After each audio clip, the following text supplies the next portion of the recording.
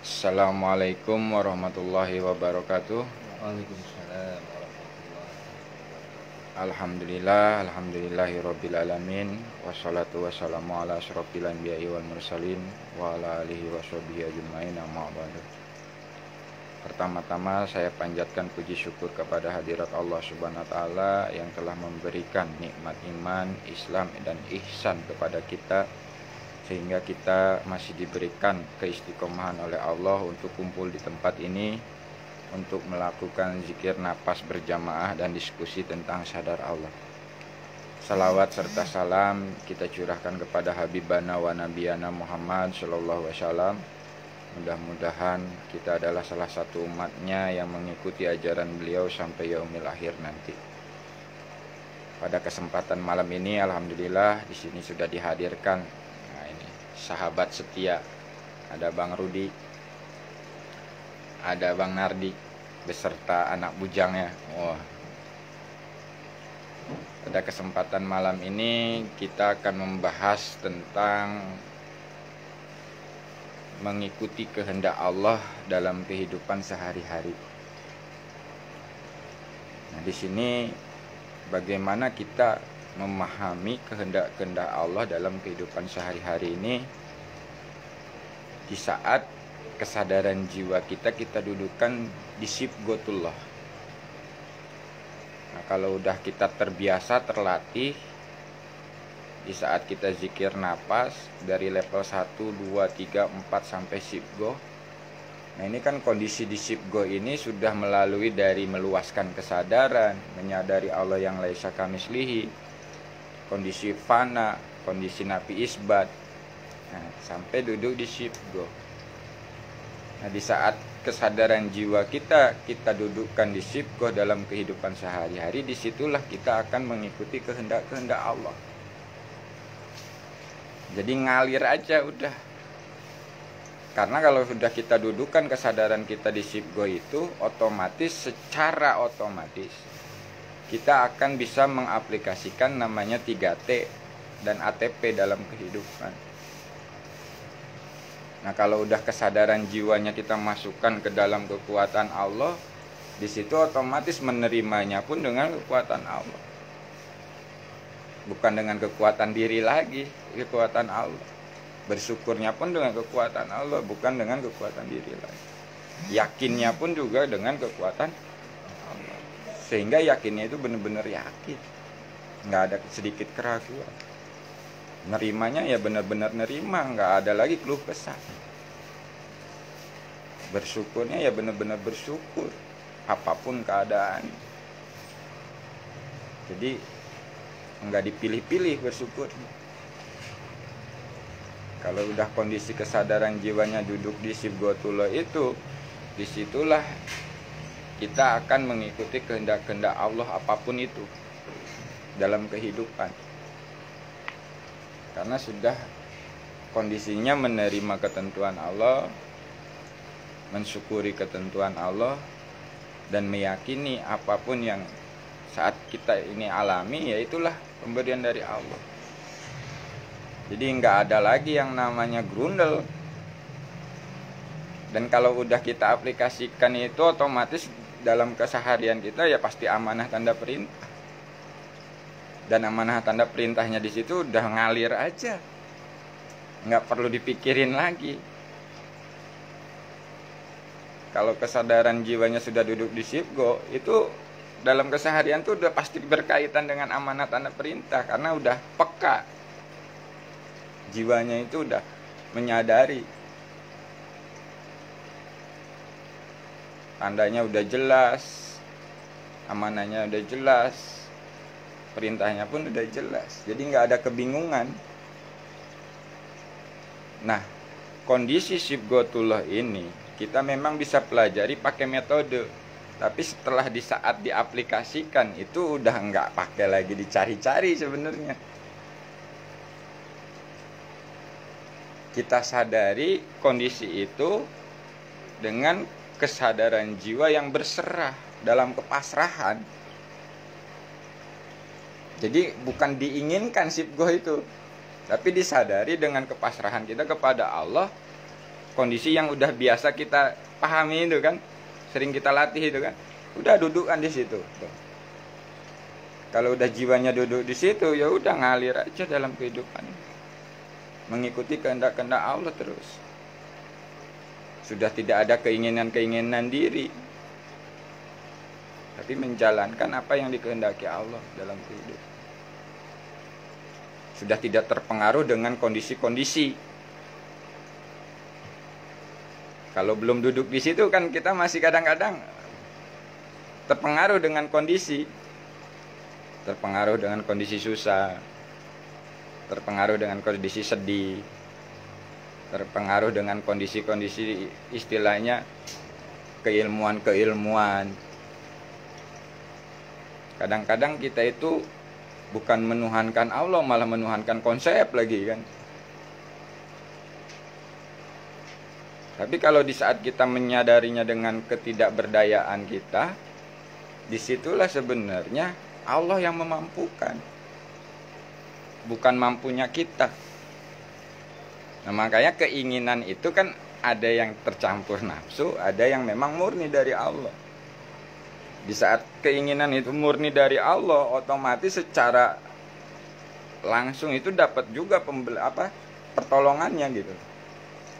Dan pasti terjadi. Beda keinginan-keinginan yang dicampuri dengan nafsu. Contoh kita ingin sedekah aja, sedekah. Kalau dicampuri dengan nafsu, ingin sedekah, nggak sedekah-sedekah akhirnya.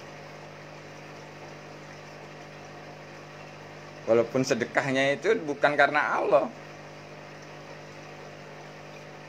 karena kasihan, karena ini, karena itu. Terkadang juga kita karena pengen dibales berlipat ganda. Kalau sudah di kondisi syibghatullah, di situ keinginan-keinginan itu murni dari Allah, sehingga kita menyaksikan bagaimana Allah mengabulkan keinginan-keinginan itu. Kita hanya menjalani saja. Nah, itu udah ngalir aja, udah masuk ke dalam celupan Allah. Jadi itu teman-teman, sahabat-sahabat dimanapun berada, perlunya kita mempelajari lebih dalam lagi.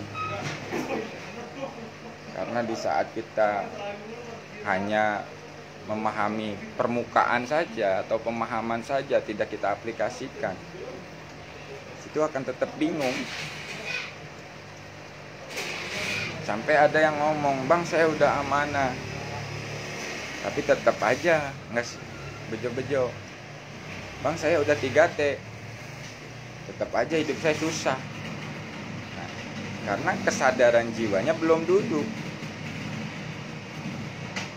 Nah, itulah pentingnya kita pelajari kondisi-kondisi di saat meluaskan kesadaran, di saat kita menyadari Allah yang laisa kamitslihi, di saat menyadari kondisi fana, nafi isbat.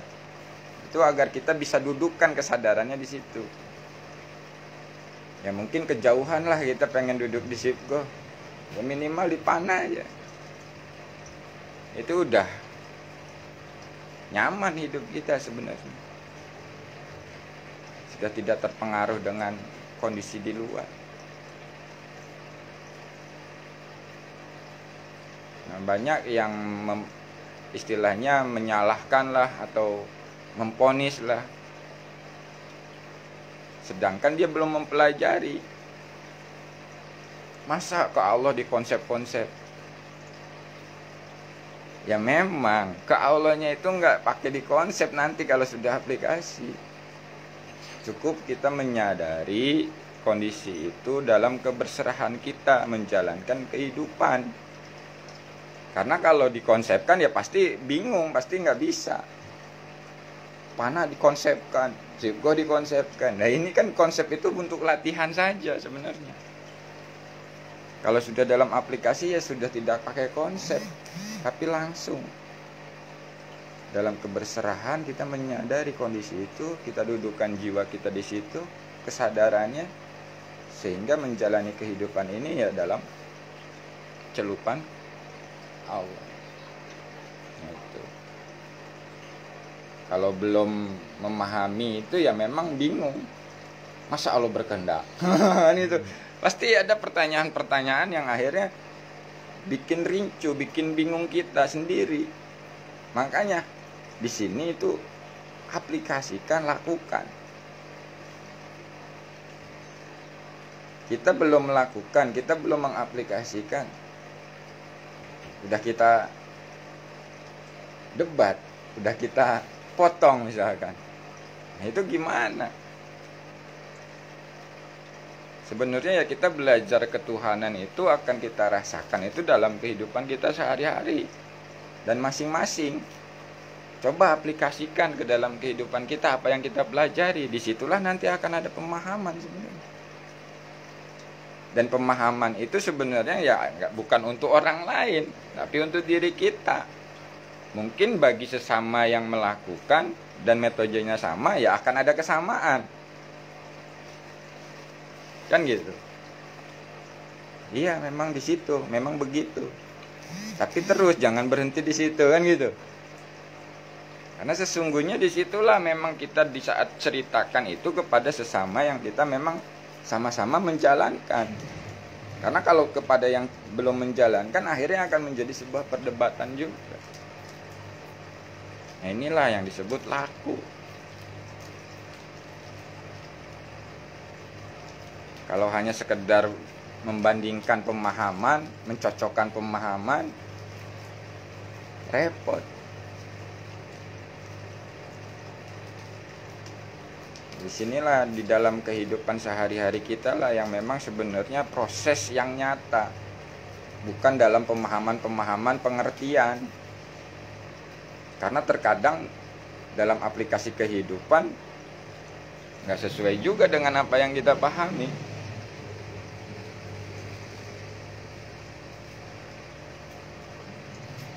Jadi kemarin aja kejadian begini, Bang.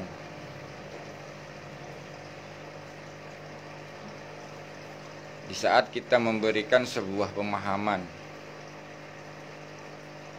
apa yang sudah kita alami dan dia belum mengalami,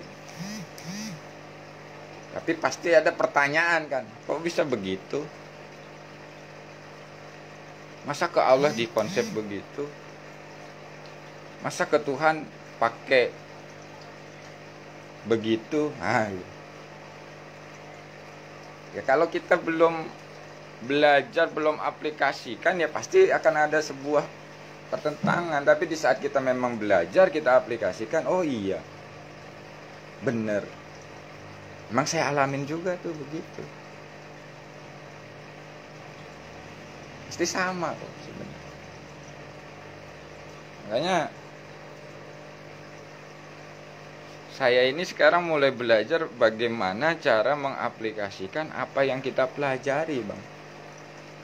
Karena kalau hanya dipahami dan kita banggakan pemahaman itu pun percuma kalau di dalam kehidupan masih bingung. Kita dengerin ceramah Pak Pur gitu misalkan. Kondisi-kondisi sipgo begini gitu. Paham doang, tapi nggak mengaplikasikan, ya udah. Pasti bingung.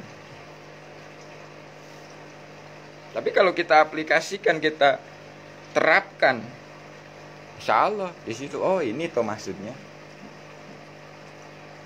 Oh, kondisi-kondisi kayak gini itu memang nggak diinginkan. Tapi di saat memang kita disadari dalam ketidakberdayaan, berserah kepada Allah, Allah bimbing, Allah dudukan kesadaran kita di situ, sehingga kita menjalankan kehidupan ini sesuai dengan kehendak-kehendak Allah. Dan tidak terpengaruh dengan kejadian-kejadian yang memang menurut kita itu nggak enak gitu loh. Karena akan menyadari semua apapun itu, ini pemberian Allah. Nah kalau udah kesadaran seperti itu, kira-kira masih bingung nggak?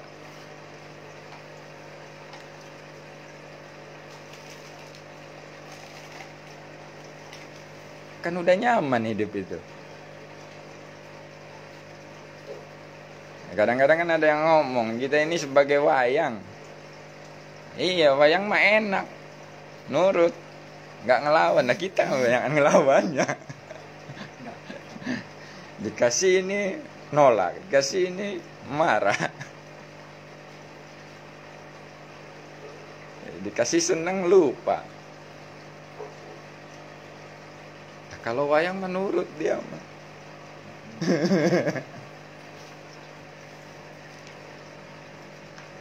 Inilah makanya di saat kita belajar itu memang gak boleh sepotong-sepotong sebenarnya bang. Belajar ilmu apapun itu, nah, di sepotong-sepotong itu akhirnya malah menjadi keyakinan yang terkatung-katung sebenarnya. Kayak Bang Rudi udah diproses, udah menyaksikan kenyataannya, dan nyatanya itu bukan katanya, karena mengalami kan gitu ya bang. Nah itu kan proses itu akan terus bertahap, nggak berhenti di situ aja. Bang Nardi sama, dari mulai kita bertemu, dari mulai kita sama-sama belajar DN, prosesnya itu kan saya saksikan juga jenengan. Bagaimana Allah memproses untuk jenengan agar yakin keberadaan Allah yang dekat itu, sampai kepada posisi yang digebukin orang lah, ya kan? Nah, itu kan pembelajaran yang nyata yang kita alami. Kalau bukan Allah yang nolong, lewat udah. Yang gebukin sekampung aja. Nah, tapi walaupun sudah diproses kayak gitu, kita itu kan kadang-kadang masih bandel aja kan gitu ya. Masih ngelawan aja. Masih nggak mau menerima, nggak mau taat dengan kehendak-kehendak Allah. Nah itulah yang disebut skenario sebenarnya. Nah kalau kita udah sadar dalam segala hal bahwa sesungguhnya diri ini tidak berdaya, hanya dimampukan Allah. Nah itu kan udah ngikuti skenario bang. Dan di situ kita selalu berkomunikasi. Di saat kita memang mau dijerumuskan, kan gitu. Kalau kita sadar itu, sadar Allah, ya mohon kepada Allah, ya Allah janganlah, tolonglah saya, aku berlindung kepadamu ya Allah. Jangan sampai saya terjerumus lagi ya.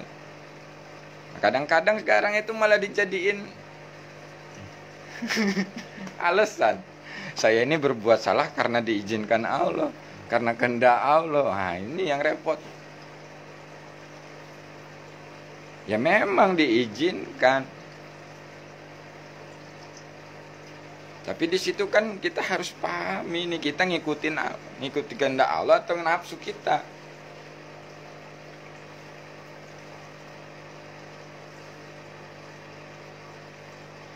Nah inilah fungsinya kita belajar kesadaran lebih dalam lagi, terus kita aplikasikan lagi, kita evaluasi lagi. Jangan sampai yaitu akhirnya sadar Allahnya sadar Allah hoak. Ya ini memang kadang-kadang kita akuin aja udah. Kalau orang udah sadar Allah pasti begini-begini. Iya memang harusnya begitu. Karena kan kita ini belajarnya masih bilang betong, ya wajar-wajar. Sebenarnya ya nggak wajar juga, udah tahun-tahun. Masih nyarinya yang selain Allah aja. Udah ditunjukin ke Allah. Itulah, tapi terkadang kita pun ya sadari bang, memang proses kan gitu ya. Nggak bisa kita menyalahkan suatu kondisi keadaan. Maksudnya menyalahkan itu ya karena kadang-kadang proses kesalahan itu agar kita paham tentang kebenaran yang hakiki. Allah tuh ngasih tahu gitu, lu salah nih. Akhirnya dikasih tahu yang benernya nih, ini yang benar. Dan salahnya itu nggak katanya, benernya itu juga nggak katanya, tapi nyatanya. Dan kita alami sendiri. Oh perbuatan begini, akibatnya begini. perbuatan begini, akibatnya begini. Allah ngasih tahu. Nah, makanya bagaimana agar kita selalu mengikuti kehendak-kehendak Allah, yaitu tadi kesadaran jiwanya kita dudukkan di sibgoh sehingga ngalir sudah mengikuti kehendak Allah dalam kehidupan. Diri kita udah nggak ada lagi berkehendak di situ, mengikuti kehendak Allah. Apapun keadaannya diterima, disyukuri dan diyakini itu pemberian Allah sudah. Pasti sesuai dengan amanah tanda perintah perilakunya. Nah ini saya coba lagi pelajari terus, ini lebih dalam lagi gimana ini sebenarnya nih. Oh ternyata ketemu begini. Dan memang itu kalau enggak kita nekat untuk membuktikan dengan sendiri, ya enggak ketemu bang. Kalau cuma denger dari orang gitu kan. Tapi enggak mau melakukan, di situ akhirnya malah menjadi sebuah kejenuhan. Ngapain kenal Allah kalau masih susah aja? Nah berarti kan kenal Allahnya pengen senang doang. Jadi sesungguhnya kita itu mengenal Allah bisa menerima semua kehendak-kehendak Allah, senang maupun susah. Kan gitu. Sedih maupun bahagia, sakit maupun sehat, itu tetap kita jalani. Karena sesungguhnya itulah yang diajarkan oleh Rasulullah. Rasulullah kan selalu seperti itu bang, nggak pernah melawan, nggak pernah menolak, ya kan? Kalau kita dengar dari cerita-ceritanya ada Nabi Muhammad dihina, ngebalik ngehina, kan nggak ada, ya kan? Ditimpuk batu, balik nimpuk gitu, nggak ada ceritanya itu begitu. Dia dihina, balasnya doa kan? Ditimpuk, balasnya apa? Kasih sayang. Karena ya itu tadi, kondisi jiwanya itu memang sudah mengikuti kehendak Allah.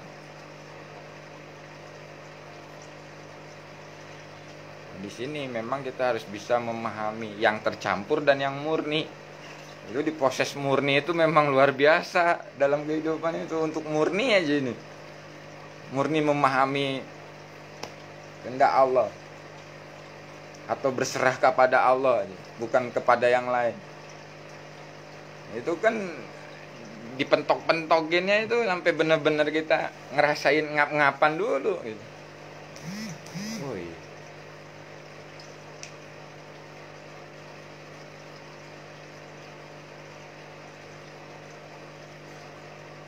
Nah, jadi kondisi sibgoh ini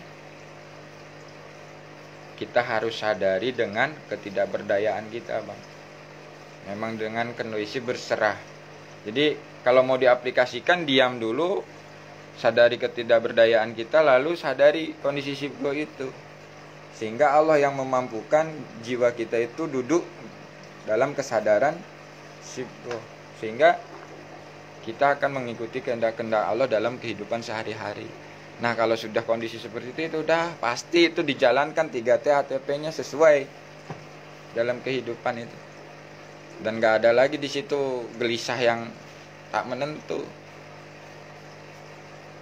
keraguan, gumunan, udah gak ada nih.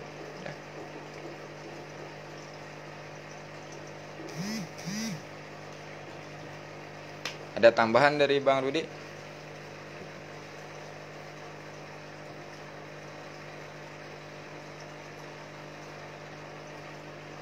Bang Nardi ada nambahin? Jadi kita simpulin aja ya. Jadi kesimpulannya bagaimana agar kita mengikuti kehendak-kehendak Allah dalam kehidupan sehari-hari, yaitu kita dudukkan kesadaran kita pada menyadari kondisi sibgoh tadi. Nah, bagaimana caranya agar kita bisa duduk di situ? Nah, itu dengan ketidakberdayaan kita sadari tidak berdaya, lalu kita sadari kondisi sibgohnya. Disitulah nanti dimampukan Allah jiwa kita menyadari sibgoh dan aplikasi dalam kehidupannya mengikuti kehendak-kehendak Allah. Dan otomatis itu akan sesuai dengan menerima, bersyukur, dan meyakini. Dan dalam aplikasinya yaitu amanah tanda perintah. Sikapnya pasti menerima, bersyukur, dan meyakini semua dari Allah. Itu udah pasti. Kalau udah duduk di situ nggak mungkin meleset itu, karena itu akan menjadi satu kesatuan. Kalau udah masuk di dalam kekuatan Allah, dalam celupan Allah, ya menerimanya itu udah nggak bakalan keluh kesah, bersyukurnya pun nggak bakalan pilih-pilih, dan yakinnya pun nggak bakalan ada ragu lagi. Nah, dalam aplikasi kehidupannya, sikapnya ya itu tadi, perilakunya ya pasti amanah tanda perintah.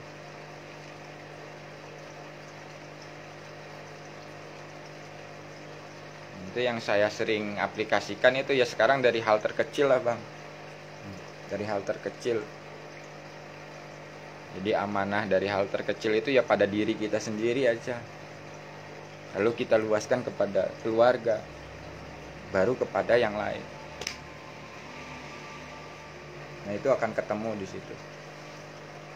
Jadi sedikit, jadi itu aja. Mudah-mudahan ada manfaatnya. Dan bagi teman-teman yang dimanapun berada yang menyaksikan siaran ini, mohon maaf apabila ada kesalahan. Ini hanya sebuah motivasi bagi teman-teman yang mengamalkan metode zikir nafas sadar Allah. Mari kita sama-sama tetap mempelajari dan mengaplikasikan, karena sesungguhnya di saat kita mengaplikasikan dalam kehidupan, barulah kita akan dipahamkan oleh Allah jiwa sadar Allah yang sesungguhnya seperti apa, meluaskan kesadaran dalam kehidupan seperti apa, fana siku itu seperti apa di saat kita aplikasikan. Memang di saat aplikasi ini kadang-kadang terseok-seok memang, tapi itulah prosesnya. Jadi nggak usah kita merasa baru, merasa nggak mampu, karena di saat merasa itu ada, ya itulah akan jadi hijab. Disinilah harus ketulusan kita memang loss, dalam arti kata ya ketidakberdayaan. Kita melakukan DN-nya dalam kesadaran tidak berdaya. Kita melakukan 3T-nya dalam keadaan ya tidak berdaya. ATP-nya dalam keadaan tidak berdaya. Nah disitulah nanti Allah akan membimbing kita. Karena sesungguhnya tanpa bimbingan Allah ya kita nggak bakalan bisa apa-apa sebenarnya. Dan pemahaman-pemahaman itu Allah akan berikan sesuai dengan apa yang kita hadapi, apa yang kita alami. Jadi itu aja, mari kita sama-sama lanjutkan DN berjamaah. Ambil posisi yang nyaman.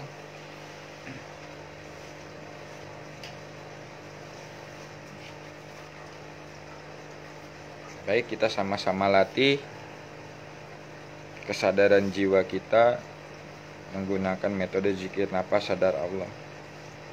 Sebelum kita melakukan zikir nafas sadar Allah, mari kita sama-sama melakukan penyerahan pada Allah, sehingga kita itu memang dimampukan oleh Allah untuk berzikir. Bismillahirrahmanirrahim. Ya Allah, kuserahkan jiwa raga. Ya Allah, kuserahkan harta-hartaku ini. Ya Allah, kuserahkan anak dan istriku ini, ya Allah. Ya Allah, kuserahkan keluargaku. Ya Allah, kuserahkan ilmu-ilmuku ini, ya Allah. Ya Allah, kuserahkan guru-guruku ini, ya Allah. Ya Allah, kuserahkan segala permasalahan dalam hidupku ini. Ya Allah, kuserahkan segala penyakit yang ada di dalam jiwa dan ragaku ini.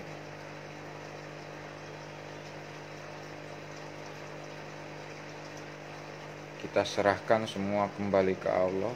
Innalillahi wa inna ilaihi raji'un. Asal dari Allah, kita kembalikan semua ke Allah. Sampai benar-benar hati kita bersih dari rasa pengakuan, rasa memiliki.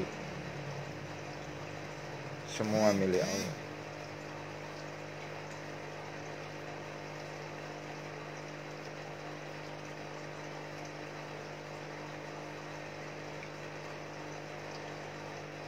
dan jiwa kita menyadari tidak bisa apa-apa, tidak tahu apa-apa, tidak memiliki apa-apa tanpa Allah.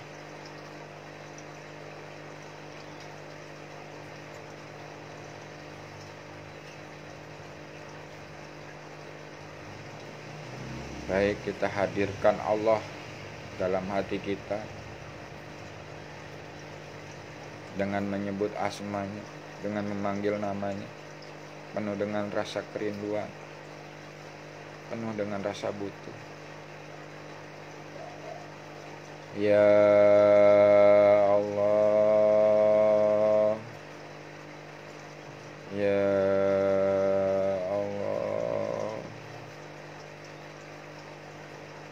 ya Allah.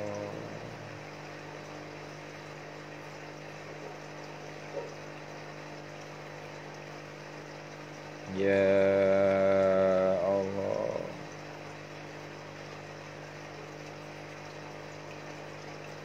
Tandanya Allah hadir dalam hati kita di saat menyebut asmanya, bergetarlah hati kita. Ya Allah, ya Allah,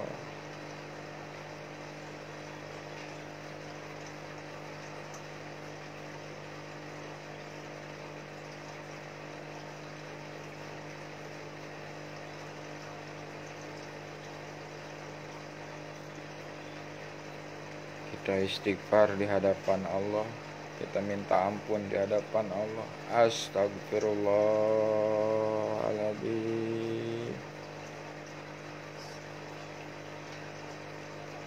astagfirullahaladzim, astagfirullahaladzim. Asyhadu an la ilaha illallah wa asyhadu anna Muhammadar Rasulullah. Allahumma sholli ala Sayyidina Muhammad wa ala ali Sayyidina Muhammad. Ya Allah, bimbinglah jiwa, raga, dan ruh kami untuk selalu berzikir, bersyukur, dan beribadah yang baik dan benar kepadamu, ya Allah. Ya Allah, bimbinglah jiwa, raga, dan ruh kami untuk selalu berzikir, bersyukur, dan beribadah yang baik dan benar kepadamu.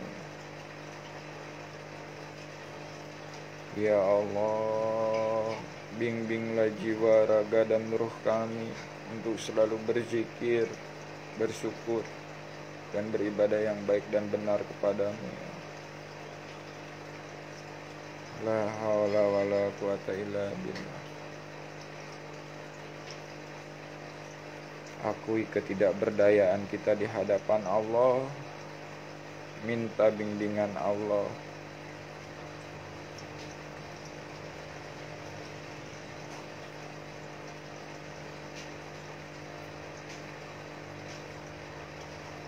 Benar-benar kita pasrah total jiwa, raga, dan ruh kita di hadapan Allah. Kita matikan jasad kita, lalu kita sadari napas yang keluar masuk melalui hidung. Kita sadari pikiran kita sadari perasaan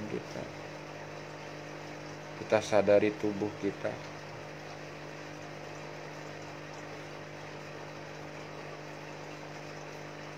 Lalu kita sadari jiwa kita.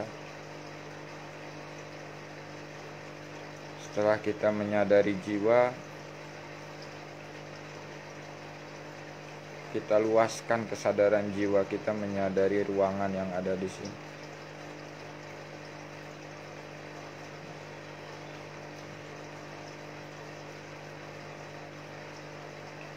Kita luaskan lagi kesadaran jiwa kita menyadari di luar ruangan ini.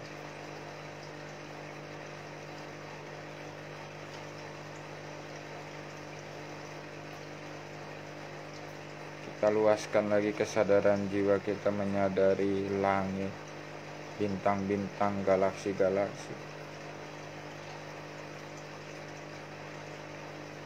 sampai menyadari alam semesta yang tiada batas.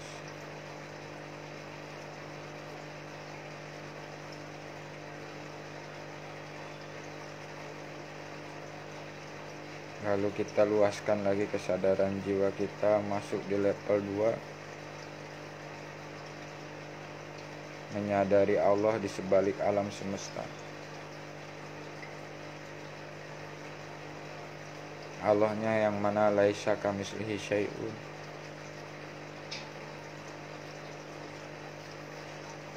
Dudukan kesadaran jiwa kita menyadari Allah yang laisa kamitslihi syai'un.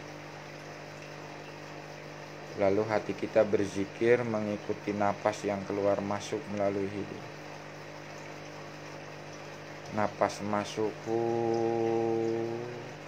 napas keluar Allah.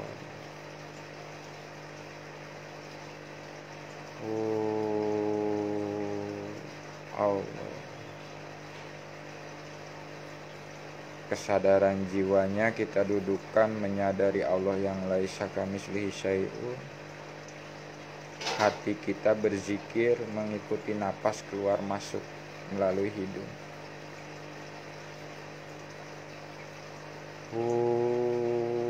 Allah.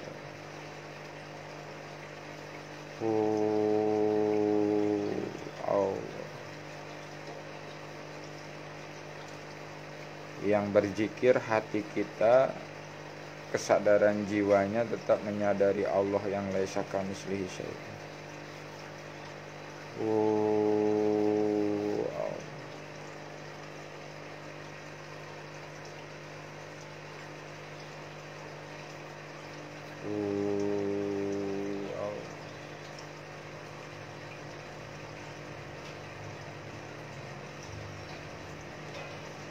Kita luaskan lagi kesadaran kita masuk di level 3.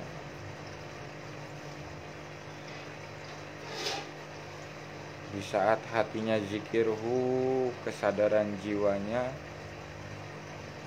semakin mendekat kepada Allah. Di saat hatinya zikir Allah, kesadaran jiwanya semakin berserah di hadapan Allah. Mendekat Allah berserah. Hatinya zikirhu, kesadaran jiwanya semakin mendekat pada Allah. Hatinya zikir Allah, kesadaran jiwanya semakin berserah di hadapan Allah. Di saat berserah itulah kita semua serahkan kepada Allah, sampai tidak ada apa-apa lagi. Masuk ke alam ketiadaan.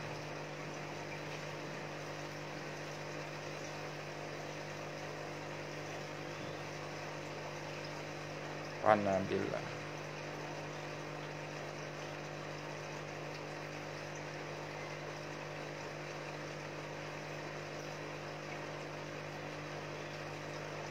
Sekarang kita luaskan lagi kesadaran jiwa kita masuk di level 4 nafi isbat.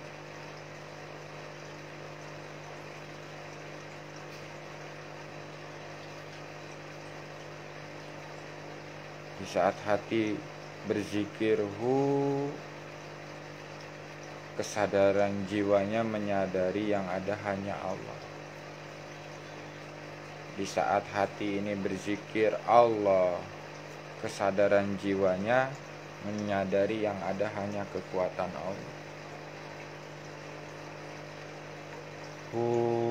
Yang ada hanya Allah, Allah yang ada hanya kekuatan Allah. Pertahankan kesadaran kita agar duduk menyadari yang ada hanya Allah, yang ada hanya kekuatan Allah. Hatinya tetap berzikir Allah. Allah.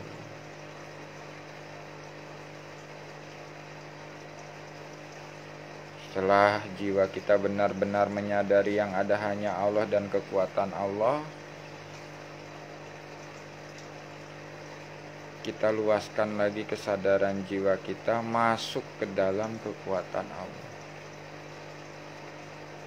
Kita dudukkan kesadaran jiwa kita menyadari masuk ke dalam celupan Allah, Sibghatullah.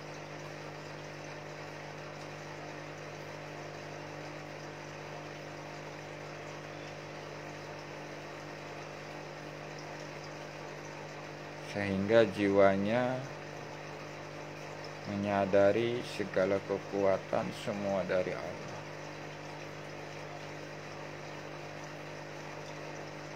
Dan pertahankan kesadaran Sibghatullah itu untuk mengaplikasikan 3T dan ATP dalam kehidupan.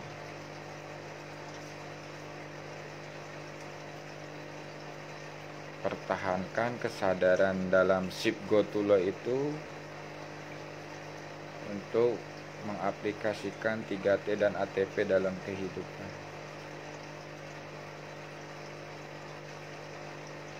Hatinya tetap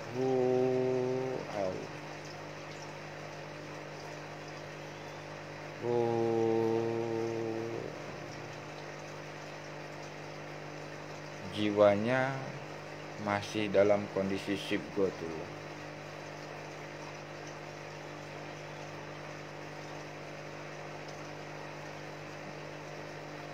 Dan kondisi Sibghatullah itu kita aplikasikan untuk menjalankan 3T dan ATP dalam kehidupan.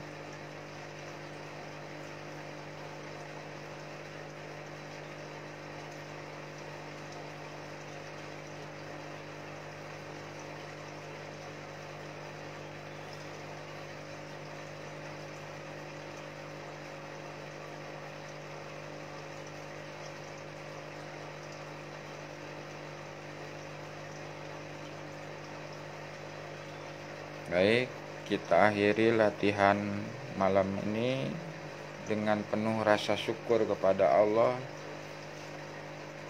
Dengan kesadaran jiwa kita tetap dalam kesadaran Sibghatullah.